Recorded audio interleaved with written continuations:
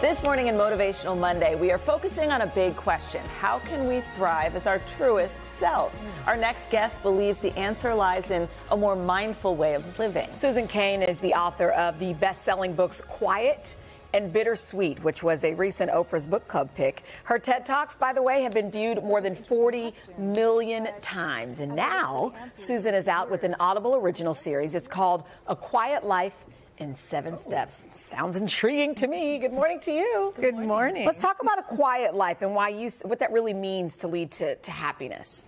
So I've spent the last 20 years exploring this particular realm of human nature that has to do with our orientation and our wish for quiet and depth and beauty. Okay. And it's a part of ourselves that we don't often take out because we live in such an always-on, hard-driving culture.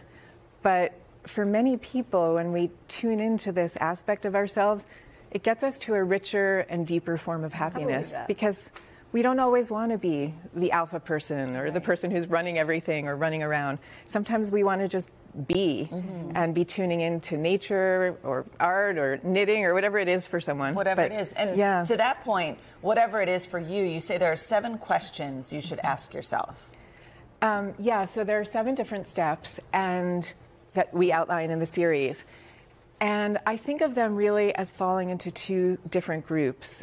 So the first steps that we talk about have to do with kind of the everyday practical questions of what does it mean to practice leadership in a quiet way? What does it mean to be quietly creative? But then we also... What does it mean to be quietly creative? Yeah, I'm looking at these. I'm like, how do you... It says, how can I live a creative life? Well, one thing is we tend to think, we hear so much about the creator economy, and there's this feeling of, well, if I'm not an extremely well-known, well-paid creative person, then I'm not actually creative.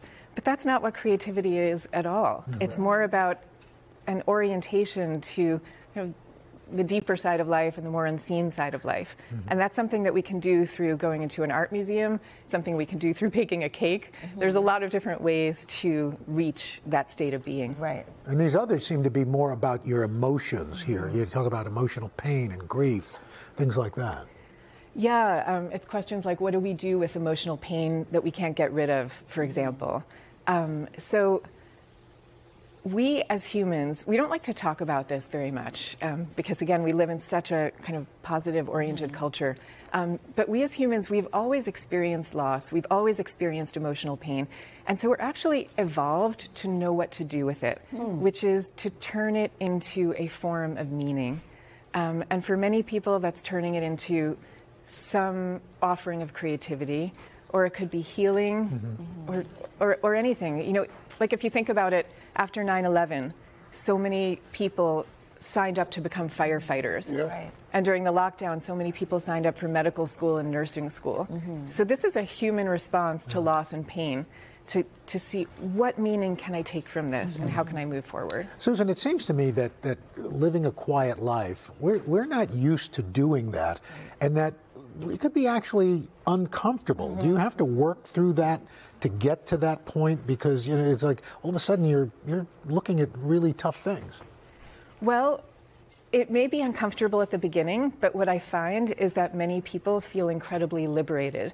That it's more a question of feeling like you have the permission to go in that direction, because we're all receiving so many signals that we're not supposed to be that way, we're not supposed to look in these directions. Once you do, it's like, oh, I'm human. And my fellow humans feel the exact same way. I love that. Well, there's so much more. I was looking at how to find your North Star, self-love, all these things. So we have resources online for that. Thank you so much, Susan. In fact, you can listen to A Quiet Life in 7 Steps exclusively on Audible, so you can get all the details on January 11th. Thank you so much, Susan. Thank you so much. Thank you so much for having me. Hey, thanks for watching. Don't miss the Today Show every weekday at 11 a.m. Eastern, 8 Pacific on our streaming channel, Today All Day. To watch, head to today.com/allday or click the link right here.